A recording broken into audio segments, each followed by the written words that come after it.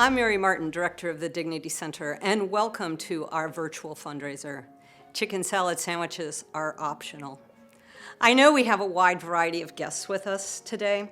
Some of you are very familiar with the Dignity Center, and others of you are visiting us for the very first time. So thank you all for joining us. It is people like you and your generosity that allows us to do our important work. No matter how familiar you are with us, there are three things you should know about the Dignity Center. First, our mission. Our mission is to welcome and support people in poverty on their path to stability. We define stability as being housed and a means to support it. With the pandemic, we have had to get creative in order to fulfill our mission. The stay-at-home order that asked everyone to stay home and be safe didn't apply to the majority of our participants because they didn't have a home. All of their locations were closed. They didn't know where to go. They didn't know what to do.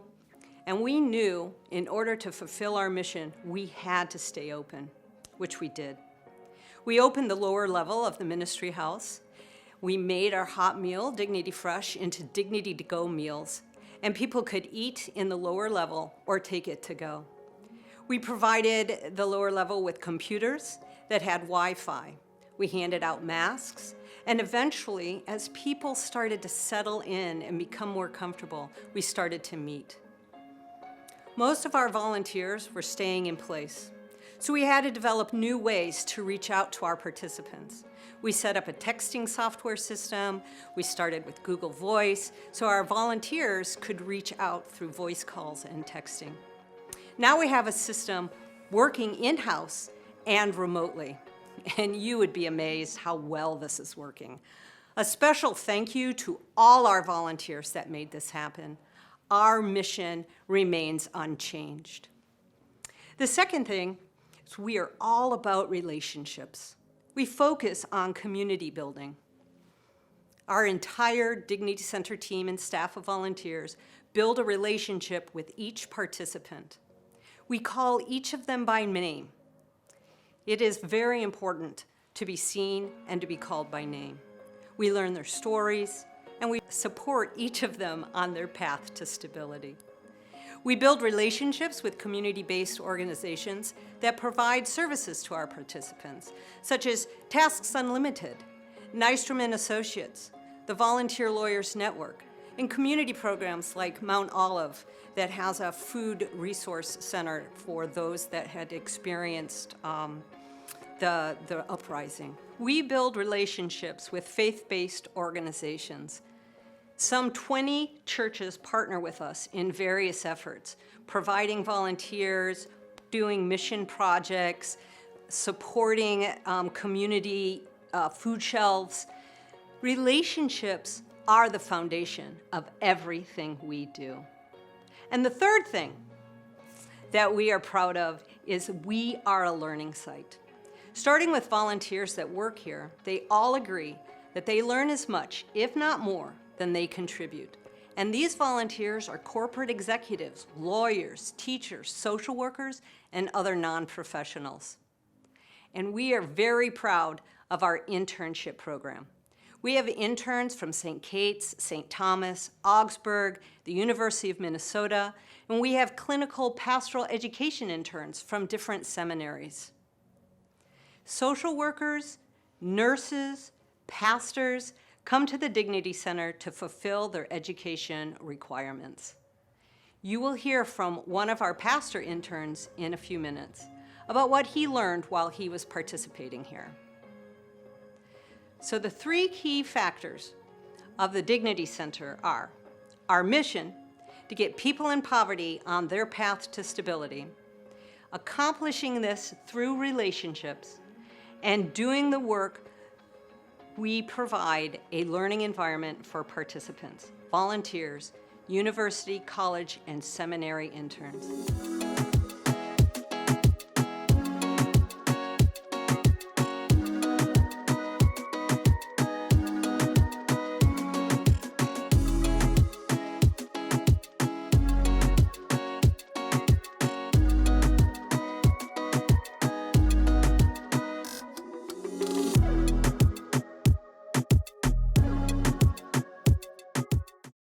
I came to the U.S. when I was 2 years old. I immigrated via New York to Texas. 15 years ago, I moved with my grandmother and mother and little brother to Minnesota. And I still haven't acclimated to this bitter cold. I graduated from high school in Eagan. I went to community college in Inver Grove Heights. And then after 2 years, I transferred to the U of M. This was not the best of experiences, so I did end up dropping out. I just felt very lost. I isolated myself. I felt numb. I just wanted to avoid life. I was experiencing some mental health issues and self-medicating with alcohol, too much alcohol. I woke up one morning and got whisked away to the hospital and into detox. I knew then that I had a choice to make, which path to take. Either continue down the road of losing myself or get into a treatment program. I chose the treatment program. I started inpatient and continued in the New Way outpatient program after a month. I got into a really great group. I got a really good counselor. I began to reconnect with family and friends, and I moved into a sober house actually across the street from the Dignity Center. And I really needed something to fill my time with, something productive to do. So I walked across the street. The Dignity Center, along with my therapist, my AA groups, has given me my life back, given me a purpose. We all need a purpose. At the Dignity Center, I am both a participant and a volunteer. I am told this is unique to be both at the same time. So let me tell you why the Dignity Center works for me. As a participant, the Dignity Center is about relationships. I feel the support of an advocate and the entire Dignity Center team. I am a person who needs to be held accountable, and the Dignity Center program helps me do that. It is individualized for me. I set goals that are right for me, and I am held accountable to work towards those goals. I have responsibilities, and people count on me. This has really helped me regain my self-esteem. As long as I stay on track, the Dignity Center will help me. My other key goals relates to housing. Soon I will be looking for independent housing. The Dignity Center folks will help me look for affordable housing and help me with my security deposit and first month's rent. During this entire process, I will be held accountable to stay on my path, which is very motivating for me, and I don't have to do this alone. And as a volunteer, part of my healing process is to help others heal. I love doing the assessments for people who come through our doors. I like hearing their stories and making them feel comfortable, welcome, and safe.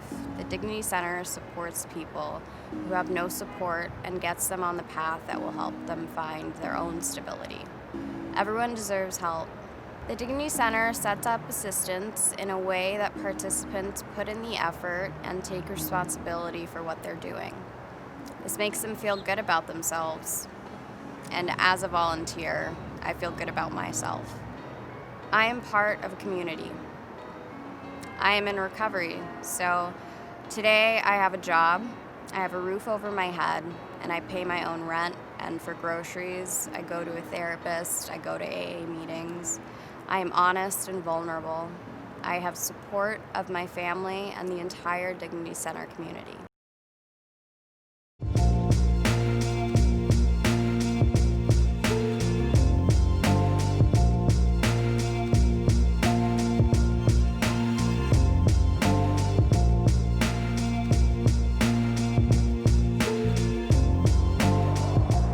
I grew up in foster care, still in touch with my foster home parent, the only person that really cared about me in my life. I spent some time in prison, whole different world in there. I took advantage of everything offered there. I graduated from drug treatment, and you don't think you can't get drugs in prison. If you have some money, you can get whatever you want. I've been sober for 10 years. I went to grief groups. I learned self-control. By getting out of my cell and doing stuff, I learned a lot and really grew as a person. Where I am today, Today I'm living in a group residential housing, sober. The best thing that happened, I came to the Dignity Center shortly after prison. I got my own advocate, Justin, who is no longer here. He listened to me, gave me a guidance, and helped me set my goals that are right for me. The Dignity Center is not a giveaway program. We earn the support we get. We show them we are doing what we say we will do. My goal is to continue my education.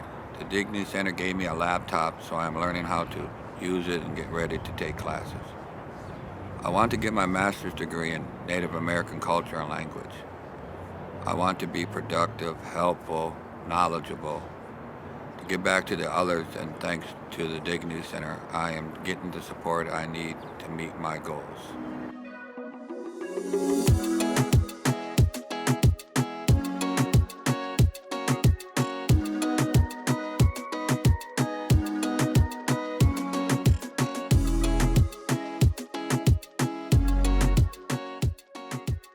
Hi, I'm Sarah Diebler, Development Director for the Dignity Center.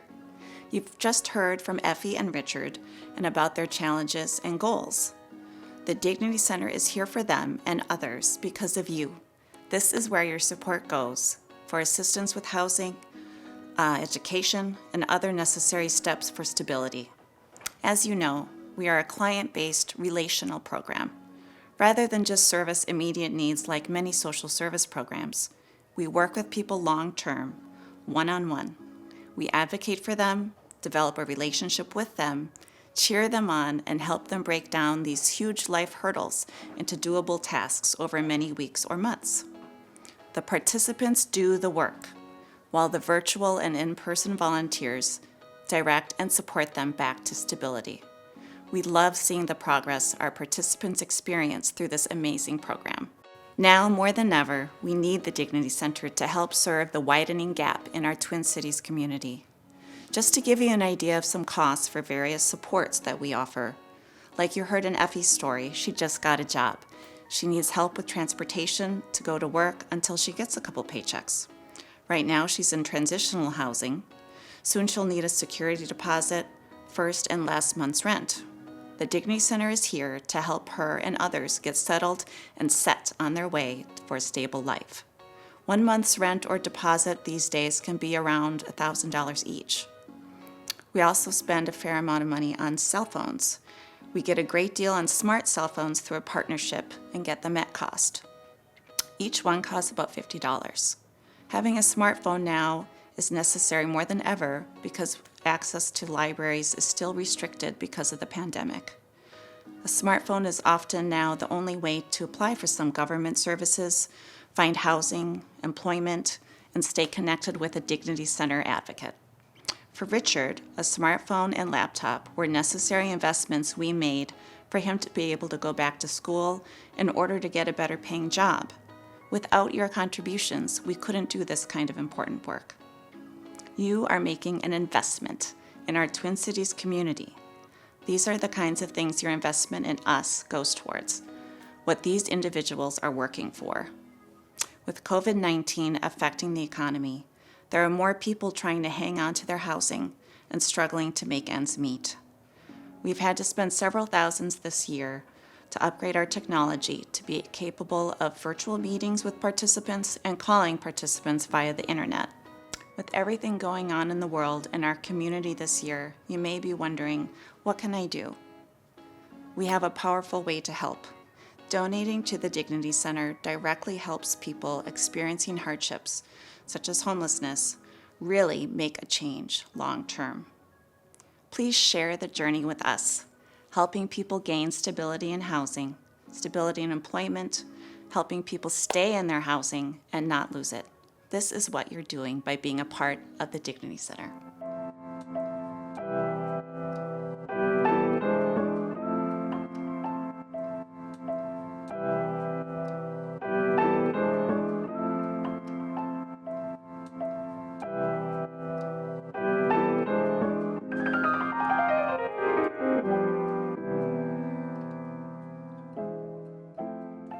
Good day, and what a blessing it is to be a part of this event and also to be speaking on behalf of this amazing ministry called the Dignity Center. I had heard about the Dignity Center and became involved through an internship for my clinical pastoral education class that I was taking. Now, you're probably looking at me, an African-American pastor on the north side, and wondering what I could learn from the Dignity Center. Well, let me tell you, the Dignity Center really opened my eyes. I saw poverty and homelessness in a different way, through a different lens. I learned in depth about people struggling with homelessness, understanding what they face on a day-to-day basis. From up close and personal, hands-on experience, I came to hear and know their stories.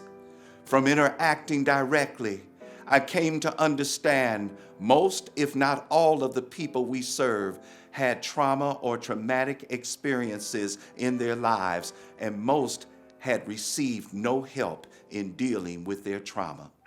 I learned about the importance of community building done at the Dignity Center, the importance of belonging to community. To be honest, as I learned about the experience in the shelters and on the streets, I am amazed that many of them even find the strength to get up every day.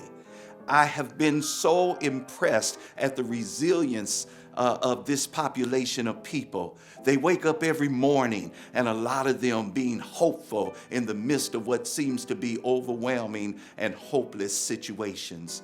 Fortunately, the Dignity Center is there to advocate for them. The Dignity Center provides significant support to help people regain their lives, their stability. The staff and volunteers at the Dignity Center demonstrate all people have value and that there is no such thing as throwaway people. We believe in the power of redemption and transformation and give hope that not only can they be transformed, but their situations can be changed. Sometimes Dignity Center representatives are their hope until they can hope for themselves. The Dignity Center knows that giveaway programs do not work. The name Dignity Center really means something. We give individuals dignity by something being required of them to commit to doing their part as far as being involved in the program as they get support on their path to stability. But the Dignity Center doesn't just have requirements and set people up for failure. They provide the support and encouragement along the way. Individuals participate and earn that support, allowing participants to see the strength that they have within themselves. With the Dignity Center team reinforcing on a regular basis, we know you can do this. The Dignity Center provides bus cards, cell phones, and sometimes laptops for transportation and communication while looking for jobs, enrolling for school, making therapy appointments, etc. The Dignity Center provides an advocate meeting with the participants one-to-one on a regular basis, and ongoing affirmation for helping them along their path and journey. In other words, this is a life-changing program, not a food respite thing. It gives people dignity by treating them with the utmost respect, developing meaningful relationships with people we serve, which is one of the keys to healing trauma, and believing and helping them believe that they are worthy of life and living, another key to healing trauma. Demonstrating the love of God. This is living the gospel, not just preaching the gospel. I thank God for this ministry and the opportunity to connect and be part of this work. I want to leave you with this as the reason for your giving tonight. When I was hungry, you fed me. When I was thirsty, you gave me something to drink. I was a stranger and you invited me in. I was naked and you clothed me. I was sick and you visited me with help and ministering care. I was in prison and you came to see about me. You helped me when I got out. Then the righteous will answer, Lord, when did we see you do all these things? Then the king will answer, as you have done this to the least of these, not the least in my eyes, but those considered the least in your eyes, you have done it unto me. God bless you all.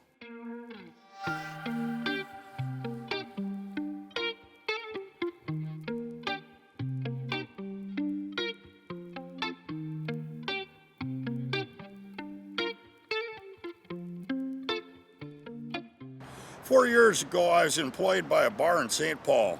I was assaulted by a customer and hurt badly. Rather than continuing my pay with workman's compensation, they fired me. So I came to the Dignity Center, broke, homeless, and devastated. I became a participant, worked with an advocate who listened to me and guided me on my path back to stability. I set goals, worked hard, and got my act together, not without some bumps along the road, but I did it. Fast forward today, I currently have 3 jobs. My favorite one is operations manager at the Dignity Center. Amazing, when I walked through the doors of the Dignity Center, I never thought a few years later I would be working here and loving it. In Dignity Operations, we are a perfect example of the importance of building relationships that Mary mentioned earlier. One of the first things we did was to get a grant from Second Harvest to renovate our kitchen to better prepare our Dignity Fresh Hot Meal. Because of our relationship with Nativity Lutheran, John Thomas, Roger Salisbury, and Jack Anderson provided the labor and expertise to make this happen. We all know that food brings us together and doesn't matter who you are or what you look like. Food makes us feel cared for. Participants need a nutritious meal that's comfort food so they can go forward and make progress on their goals. Our relationship with Second Harvest is such a big part of our effectiveness. Lisa Boyd is our main contact with Second Harvest, and Ron is their middle mile volunteer that I'll introduce to you in a few minutes. This relationship currently has 4 parts: Meal Connect, rescue meals, and repurposing for making meals at the Dignity Center. Minnesota Central Kitchen, 160 meals from Surly for lunches to go for our participants to take with them. Pilot programs, repurposed day-old pastries and protein packs from Starbucks. We've also partnershiped with other organizations such as Lutheran Social Services and Appetites for Change. In addition to these meals, makes it possible for participants to have a healthy meal on the days the Dignity Center is not open. Well, just like our participants, we have to earn their support. We have to follow the requirements and do effective reporting to have credibility and get the pilot programs with Second Harvest. Here is Ron for the Middle Mile program with Second Harvest to tell you more about our partnership and how it works from his perspective.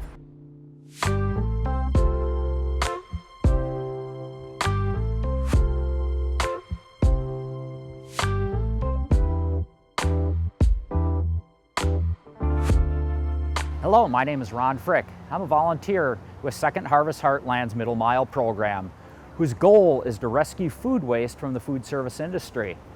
I became involved because I spent 30 years in the food service industry and I got to see high quality food going into the garbage can. And I also had a passion for feeding the hungry. Well, the challenge in food service, unlike the grocery industry, is the food waste is in small quantities, and not only that, it's scattered across the city, and it's usually prepared food. And therefore it needs to be refrigerated and consumed really quickly, which means it can't flow back through a food bank. Well, that's where Second Harvest Heartland came up with an innovative program called Meal Connect.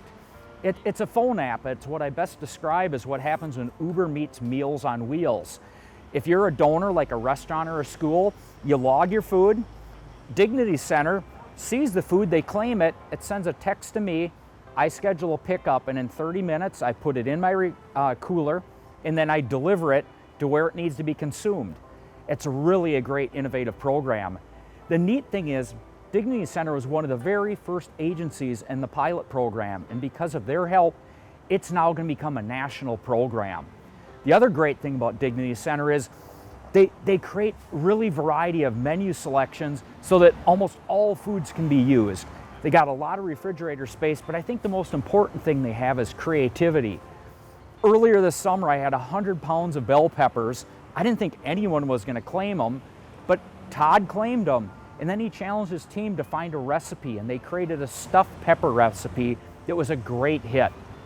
I am so proud of working with the Middle Mile program and the Dignity Center, because not only are we helping serve the hungry, we're also helping the environment. This year alone, I've delivered 1,445 pounds to this location. And by the way, there's 15 other volunteers just like me. Think of the impact we're making on the environment, but also helping those in our community.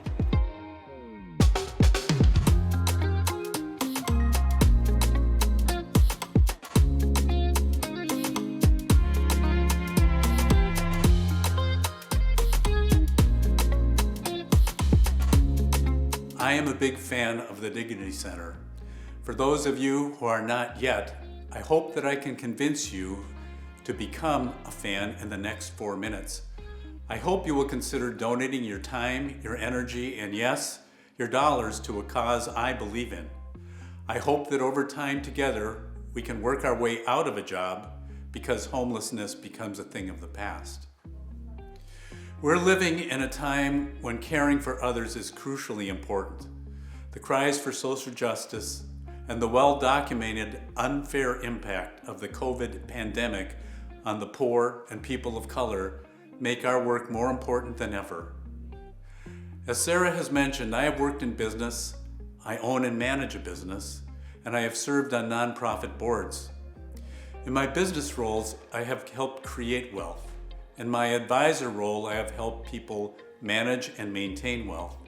And in my board roles, I have helped share wealth. But at the Dignity Center, I get to do more. I get to personally extend a hand to those in need. While there are some challenging personalities and experiences, my experience is that when I treat people with dignity and respect and offer a hand, I am rewarded with a new, meaningful relationship that adds a new dimension to my life. As a person with a long business career, I can see that when we can make an investment of our time and dollars in helping end the homeless experience, we generate a financial return to our community. When we succeed at helping people get in stable housing and employment and secure reliable food, health, and transportation, we reduce the need for public support. I would love to calculate that financial return. To do our work, we need your help. We need financial donations. These donations help us, for example, provide tokens for bus rides to job interviews or to healthcare appointments, monthly bus pass for the first few weeks of employment, the payment of cell phone bills for the months while seeking employment, the $75 we pay while the participant pays $25 toward the delivery of donated furniture to the empty apartment they finally acquire, the occasional payment we make to a landlord to help avoid eviction, or a meal served with kindness and fellowship. As a financial advisor, I can tell you there's a bonus for many of you in 2020. Those of you who itemize your deductions already know your contributions are tax deductible.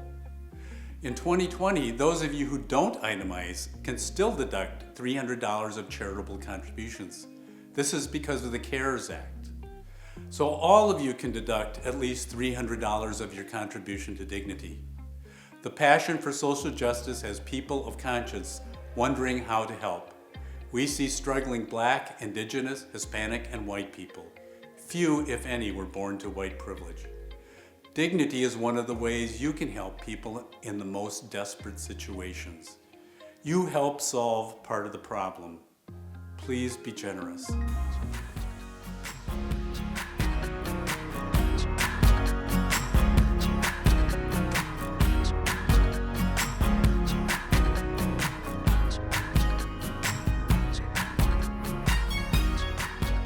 So now you've heard a little bit about how we've been creative to stay open.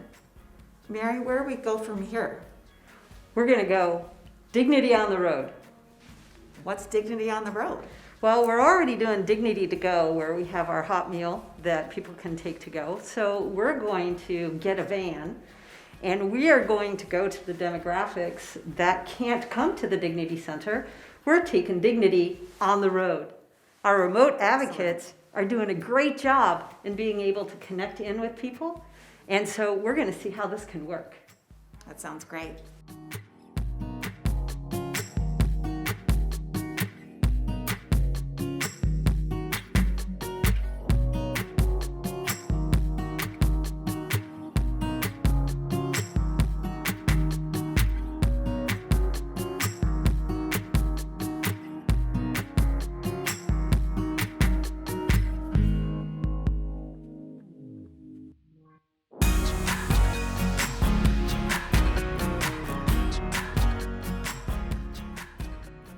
Good afternoon. I'm Judy Zabel, Senior Minister of Hennepin Avenue United Methodist Church. I am so grateful to each one of you who have joined us today for this wonderful celebration of ministry at Dignity Center. You have been partners with us, and your giving and your presence and your volunteering and all the ways that you've been involved in Dignity Center are so important. I give thanks for your presence. This ministry that we do together is so important. It is touching lives and transforming them. God's Spirit is working among us, and it's an exciting time, even in these times of pandemic and unrest. Thank you for your gifts, and thank you for your time. We want you to know that we value our relationship with you and hope that it will continue to flourish as we do this work together. God is at work in us. Let us join together now as we pray. Loving and gracious God, we thank you for pouring your love into our lives.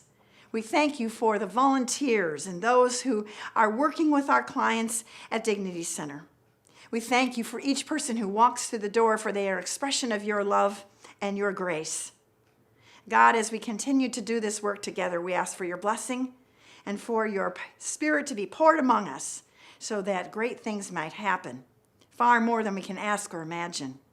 Thank you for this time. Thank you for your presence as we offer ourselves to you. In Christ's name we pray. Amen. Thanks again for coming.